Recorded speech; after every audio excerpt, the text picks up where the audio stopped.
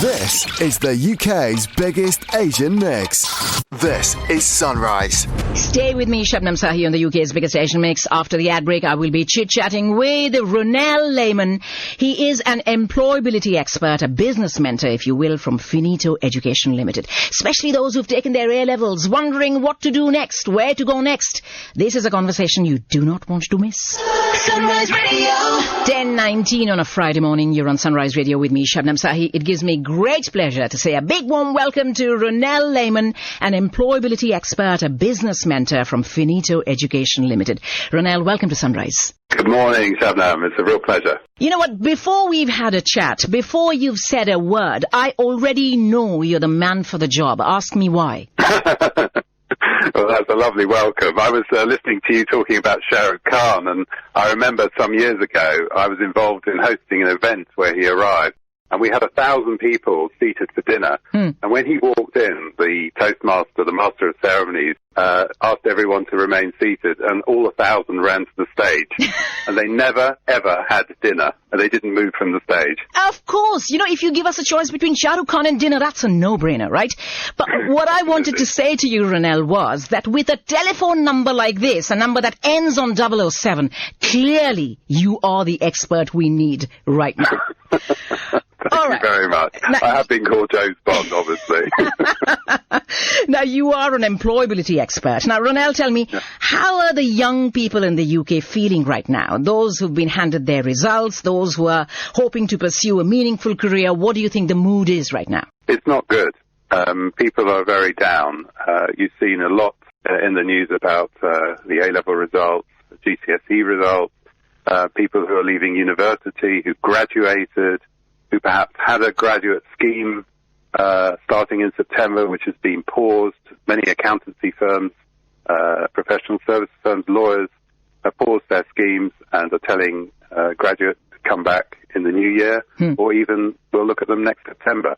So it's not a good time, but there is a lot of good out there, and young people are resilient, and they need to be encouraged and shown some positivity that, you know, this is something that is affecting all of us.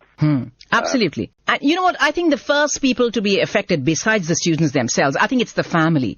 And rather than just look on helplessly, do you think parents have a role to play in this? Do you think they can actively encourage them or guide them towards experts who could help them out right now? Look, some parents are very tough on their offspring. And they will say, when are you going to get a job? You know, I've invested all this money in your career, and you're sitting at home and doing nothing. So I think parents need to be encouraging, but also understanding of the challenges that young people face today.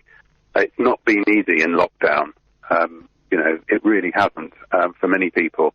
And the fact is there are jobs. But, I mean, if you look at the news this morning, Northern Monk Brewing Company in Leeds, they had 1,000 people chase one position. And there's going to be a lot more of this. So standing out from a crowd is the important thing. And if you encourage your offspring to believe in themselves, they will succeed. And you know what? I think this is where the services of an employability expert like yourself, this is where you come in.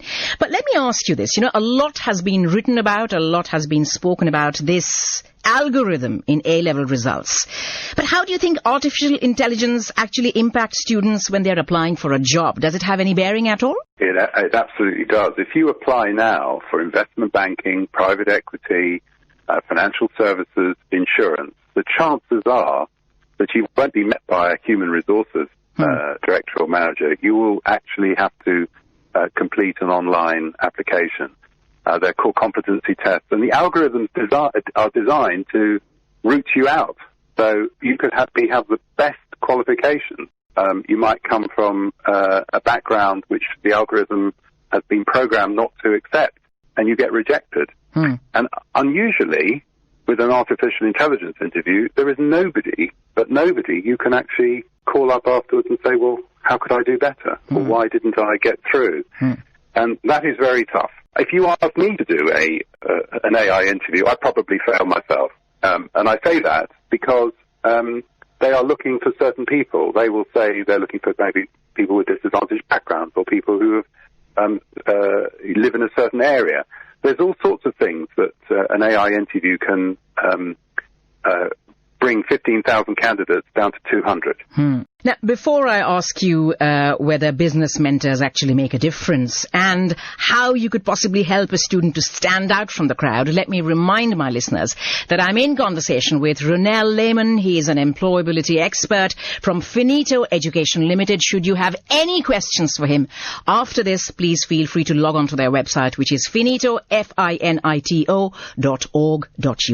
Now, Ronel, do business mentors actually make a difference, and how do you actually help a student to stand out from the crowd?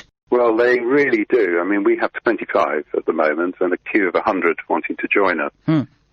The important thing is that you only have to look at anybody who's succeeded in business, and they will have been mentored by somebody. They'll have been encouraged. It could be a family friend. It could be somebody who's non-judgmental. It could be an employer who's rejected you for a position, but thinks that you'll do well in another industry or sector. So we all should have a business mentor. I've been very, very fortunate to have some all of my life, and I continually learn from them. Your second part of the question was, how do you stand out from the crowd? Well, that's up to you. No one can tell a candidate what to do, or to be flash, or to do something that causes a stir. But actually, it's down to what you feel comfortable with. And we've all got positive attributes, and you've got to extenuate those. You've got to work on those. So, you've all heard about somebody who wants to get into advertising, chuck a brick through the ad director's car and with his CV attached to it. There's lots of stories of people who've done things. We're not suggesting that, but to stand out from a crowd isn't difficult in this market, and you just need to be encouraged. Now, you know what? We want to end the interview on a positive note. So let me ask you this. What advice would you give someone who is possibly feeling a little rejected right now? Or, each day, as you're saying, we hear of these massive job losses. How would you infuse our listeners with a bit of hope and a bit of positivity? Well, I hope that this interview has been positive. Everybody gets rejected, even the best. Some of the best captains of industry have been rejected for jobs and then gone on to be a great success. I would just say that there are many people who've come from abroad who came with nothing to this country, and look where they are now and how they've succeeded. So the most important thing is to stay safe, but to think positively. Anything is possible if you have a positive mental attitude, and just get some encouragement, non-judgmental advice, and you will succeed. Well, you heard it from our employability expert on the show this morning, Ronel Lehmann of Finito Education Limited. Ronel, thank you so much for your time. Thank you. Thank you very much. And for those who need details, for those who wish to follow up, perhaps, and find out answers to more questions, please get in touch with them. Their website is finito.org.uk, and the telephone number 020 3780 7700.